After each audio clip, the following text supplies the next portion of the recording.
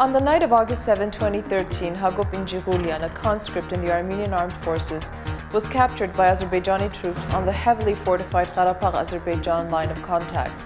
The 22-year-old, who had already completed 1 year of his 2-year mandatory military service, had accidentally crossed into Azerbaijani-controlled territory.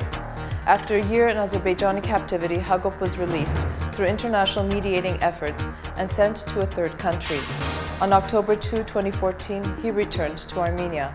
Today, he is back in the army to complete the remainder of his mandatory service.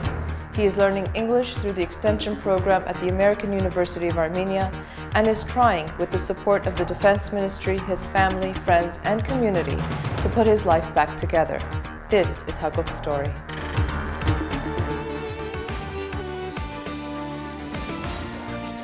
Several days after his capture on August 12, Hakob was paraded on Azerbaijani television. He was seen giving an interview to Caspian International Broadcasting Company, dressed in Azerbaijani fatigues with some bruising on his face. During that interview, he said that he had surrendered to Azerbaijani forces because of ill treatment he had received during his service. He gave a second interview on August 23, where his diction is halting and where he looked clearly under pressure. Throughout Injighulyan's captivity, the Armenian authorities repeatedly made assurances to his family that he would not be prosecuted if and when he returned to Armenia. And return he did. Hakob is currently finishing the remaining 8 months of his interrupted military service.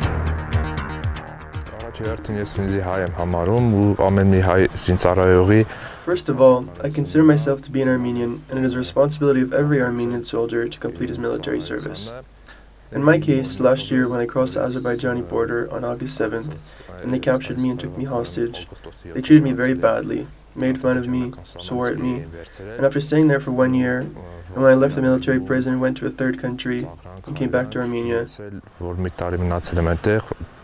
and because I consider myself an Armenian, I have to finish my interrupted military service. We asked Hakob what went through his mind on that fateful night when he inadvertently crossed the border and realized that he was in trouble. Well, it occurred to me that they can kill me, but after several days passed, they transferred me to a military prison in Baku. They came and told me that I had to give 2 interviews. They said that the only objective that I should have is my life. In order to save my life was to give those interviews. I gave those 2 interviews. They told me that if I escaped from the military prison, or if I told the representatives of organizations who were visiting me in jail that I had not handed myself over to the Azerbaijanis voluntarily, that if I tried to pass along the message that I lost my way, then they said they would execute me. And so to save my life, I gave those 2 interviews. And it's true that I felt bad because of that. I went to a third country, but now I came back to Armenia of my own free will, and I'm serving of my own free will. Since the 1994 ceasefire that brought a tenuous end to the Qarabağ conflict, there have been several incidents where servicemen on the line of contact and villagers along the Armenia-Azerbaijan state border were captured by Azerbaijani forces. Most never came back. Torture while in Azerbaijani captivity and subsequent deaths are documented. Hakob was one of the lucky ones. Their treatment of me in the beginning was horrible. Profanities, making fun of me, beatings. It continued in this manner until the first visits by international organizations. When those organizations visited, that behavior diminished a bit. But basically, they really couldn't do anything after that. When they did want something from me, they made me clean. While he was in a military prison in Baku, through the efforts of the International Committee of the Red Cross, Hakob was able to send and receive letters from his family. I came back because there isn't an enemy or any other country that has the right to resettle me elsewhere. I am not a refugee, and it was my own free will whether or not I came back to Armenia. After staying in the third country for a month, Hakob said he did everything in his power to ensure he was able to return to Armenia. Now that he is back, he is studying intermediate English at the American University of Armenia's extension program. His professor, Tim Dietz, said that while he had trouble in the beginning, he is working very hard and improving rapidly as a result.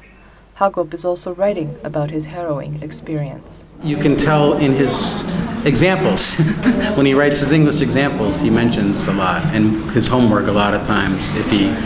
If he's writing some free stuff, not Murphy's, but his own stuff, it usually incorporates that in, so he lets me know. And what about future plans? He says that when he completes his service, he wants to finish his education, form a family, and get on with his life. I had lost hope, and they too had probably lost hope. I didn't believe that I would ever make it back to Armenia. To a third country, yes. Nobody expected that I would come back. Whoever I speak to, they all say it is a miracle that I came back to Armenia. There has never been such a case. When Hakob was told that he would be released, a combination of emotions came into play. I felt both happy and sad. Happy that I was free from a confined space, from that horrible reality, and sad that I was going to be living in a foreign country. At that time, I didn't have any hope that I would return. While Hakob was in captivity, his family grasped at every opportunity to keep hoping. We spoke with his father, Hakob Injighulyan, about their family's journey. When we found out that Hakob had been taken prisoner, we panicked. My younger son, Harut, immediately called the military unit and confirmed that he had indeed been taken as a prisoner of war. In that process, the villagers, our family, gathered around us at our home. We wanted to know what to do. We wanted to go to his unit, to go to Karabakh. They didn't let us go, of course. After that, the next day we went to the Red Cross office. The Red Cross told us that they didn't have any news. They couldn't do anything. 2 weeks passed, the Red Cross had visited Hakob, and after that, every 6 weeks we would exchange letters. Hakob's father said that their family and friends, the entire village of Voskevas, supported them throughout the ordeal. Hanging on to hope was their only salvation.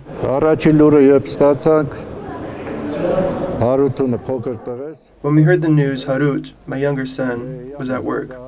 They told him that his brother was already in a third country. He didn't believe it at first. Harut had to call and let us know, but he couldn't make the call. His heart was full from joy. His friend called us to let us know that Hakob had been transferred to a third country. We too at first didn't believe it, but from our joy, I don't know, what can I say? Our happiness knew no boundaries. Kevork says that when they found out that Hakob was coming back, the Defense Ministry assisted the family. They sent 2 representatives along with Hakob's younger brother Harut to the third country to bring Hakob home.